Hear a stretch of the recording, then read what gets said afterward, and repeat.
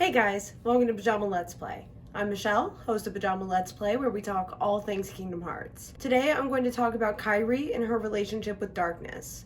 But before we get into all that, make sure to like, share, subscribe, follow me on Twitch, check out my Patreon. All of those links can be found in the description box down below. As always, there will be spoilers in this video, so feel free to catch up on the story first and then come back to this. For everyone else, this video is a response to the comment left here by one of my subscribers, Lauren. She points out that Kairi and Darkness both sport a lot of purple and wonders if there's a connection there. And honestly, that made me wonder the same thing, so let's dive into it. Let's start with the symbolism of the ocean in Kingdom Hearts, or at least my interpretation of it. The ocean always seemed like a filter between light and darkness for me, more like the realm in between than of the realms of light and darkness. Unfortunately, the intro scene mentioned in the comment is copyrighted, so I can't show it, but it looks more like Riku is choosing to actively move through the ocean as a filter to the outside world, while Sora got overwhelmed by the unknown of it all. It feels like a filter to separate those who are ready for this journey from those who aren't. In the intro to Fragmentary Passage, the ocean is used to separate Aqua's experience from Sora and Company's experience. I believe the same applies to the other examples given, even the Stations of Awakening, which I believe are not actually floating in the realm of darkness, but rather the realm in between, because typical hearts can be swayed either way, and aren't meant to exist firmly in either one. Let's also talk real quick about those names and their translations. We already know Sora means sky, Riku translates to land, and Kairi technically means dissociation or separation, with a very close Kaio translating to ocean. The separation of sky and land is the horizon, though it's close enough to the ocean that I'll just go with Kairi meaning ocean. So Sora represents the sky, where there's a sun, moon, and stars to keep it lit and bright. Riku represents the land, only the surface of which is touched by the sky, and therefore the light, but internally is dark and cold. Kairi represents that in the middle. The ocean, the great filter, the ether, whatever you want to call it, that's her.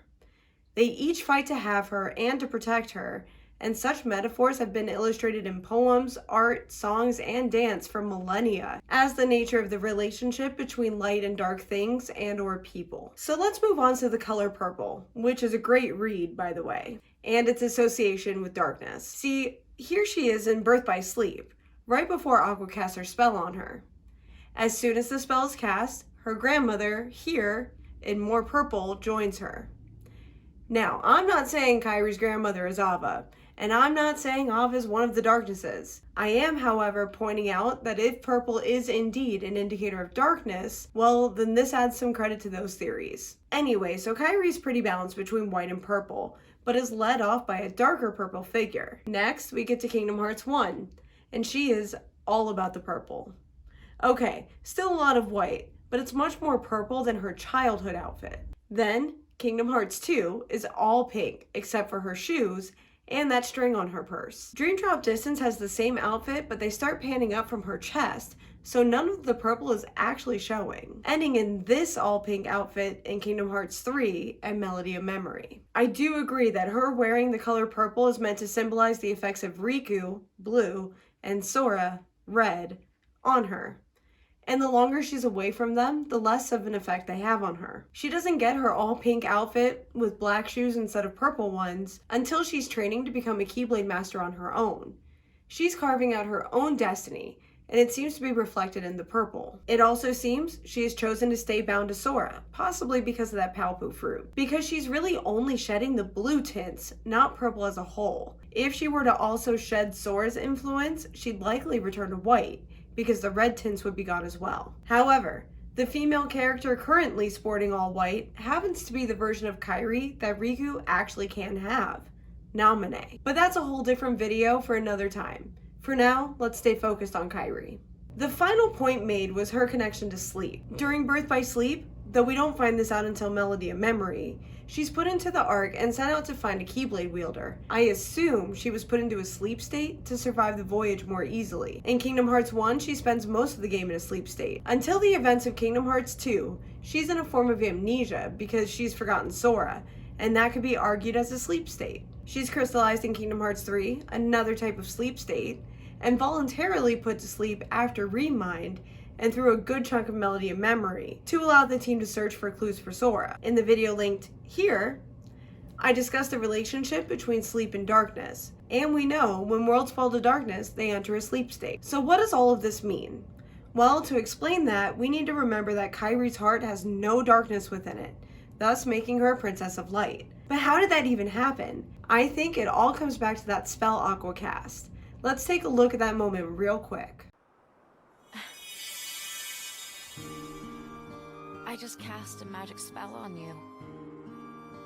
One day when you're in trouble, the light within you will lead you to the light of another. Someone to keep you safe. So she told Kairi a watered down version of that spell because she's a child and that's what people do with children. But what I heard was that anytime Kairi is in danger, her heart will be pulled to a Keyblade wielder to protect her. Well, that is very, very vague wording and could be interpreted in a million ways. Here's one example. If she's in danger, that spell will stop her from taking any actions whatsoever until she's in the presence of a Keyblade wielder. This could easily create a situation where she will be forced into a sleep state to prevent any actions until someone can rescue her. And I believe that's exactly what's happening here. However, as soon as she could wield a Keyblade herself in Kingdom Hearts 2, the only inaction she took was of her own volition. Now that she's a Keyblade wielder herself, that spell no longer holds for her. A secondary aspect of that interpretation of the spell, this inaction kept her away from the reach of darkness. Being put into a sleep state ensured she never witnessed something that would fundamentally change her and taint her heart. This spell, I believe, is what made her a Princess of Heart in the first place. Now that the spell is broken, I believe Kairi will finally do some shadow work, gain a healthy amount of darkness as she processes everything she's been through, and become the mightiest warrior of them all at the end of it. So what do you think? Did Aqua's spell have unforeseen side effects? Is Kairi foreshadowing something else in the bigger story? Tell me all of your thoughts in the comments down below. Also, don't forget to like, share, subscribe, follow me on Twitch, and check out my Patreon. All of them are in the description box down below. Until next time.